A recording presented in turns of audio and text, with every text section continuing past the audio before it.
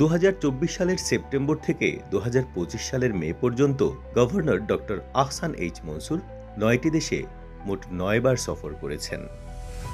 তিনি চিকিৎসার জন্য সিঙ্গাপুর ও থাইল্যান্ড 9 দিন, আইএমএফ ও বিশ্বব্যাংকের সভায় অংশগ্রহণে 2 দফায় 27 দিন যুক্তরাষ্ট্র, মূল্যস্ফীতি ও প্রবৃদ্ধি বিষয়ক সম্মেলনে ভারতে 3 দিন, এসইএসইএন গভর্নর সম্মেলনে দক্ষিণ কোরিয়ায় 3 দিন, ইসলামিক ফাইন্যান্সিয়াল সার্ভিসেস বোর্ডের কাউন্সিল সভায় জিবুতিতে 5 দিন, অর্থনীতি ও রাজস্ব নীতি বিষয়ক আলোচনায় জাপানে 6 দিন, ইনস্ট্যান্ট পেমেন্ট সিস্টেম ও গ্লোবাল অ্যান্ড প্র্যাকটিস সম্মেলনে লন্ডনে 7 দিন, গ্লোবাল সুকুক ফোরাম ও চুরি হওয়া সম্পদ উদ্ধার সংক্রান্ত বৈঠকে দুবাইতে 5 দিন সফর করেন, যা অতীতের কোনো গভর্নরের বিদেশ ভ্রমণের তুলনায় অনেক বেশি।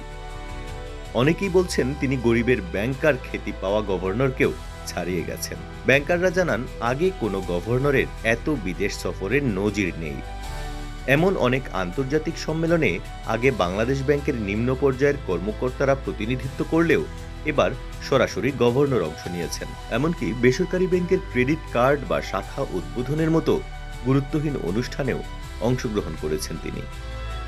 জনগণের করের টাকায় বিদেশ সফরের সুফল ও স্বচ্ছতা বজায় রাখা জরুরি। সফরের অর্জন, বিদেশে বাংলাদেশের কী স্বার্থ রক্ষা হয়েছে, এই প্রশ্নগুলো জনসাধারণের কৌতূহলের কেন্দ্রবিন্দুতে।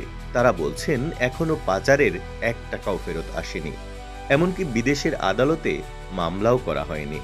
রিজার্ভের উল্লেখযোগ্য উন্নতি হয়নি। গভর্নরের নেতৃত্বে আর্থিক খাতে অনেক পরিবর্তনের ছোঁয়া থাকলেও তার ঘন ঘন বিদেশ সফর নিয়ে তৈরি হয়েছে ধোঁয়াশা ও বিতর্ক। জনগণের করের টাকায় সফরের যৌক্তিকতা ও ফলাফল নির্দ্বিধায় প্রকাশের মাধ্যমে সরকারের প্রতি জনগণের আস্থা পুনঃপ্রতিষ্ঠা করা জরুরি। বিশ্লেষকরা বলছেন ভ্রমণ নয়, সফরের অর্জনই মূল বিষয়। সফরে সুফল, চুক্তি বা ভবিষ্যৎ বিনিয়োগ নিয়ে জনসাধারণকে জানানো এখন সময়ের দাবি।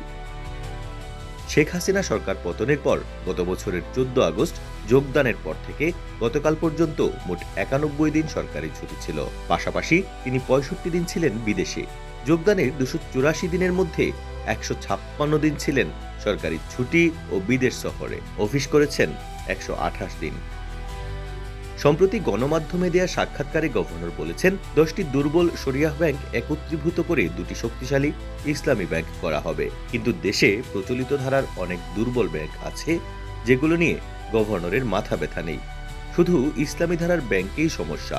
গভর্নরের এমন বক্তব্যের পরপরই ব্যাংকিং খাতে উৎকণ্ঠা ছড়িয়ে পড়ে, বিশেষ করে ইসলামী ধারার ব্যাংকের গ্রাহক ও বিনিয়োগকারীদের মধ্যে। অনেকে মনে করছেন একতরফা বক্তব্য দিয়ে গভর্নর ব্যাংকিং খাতে আস্থাহীনতা তৈরি করছেন, যা এক ধরনের দায়িত্ব জ্ঞানহীনতা।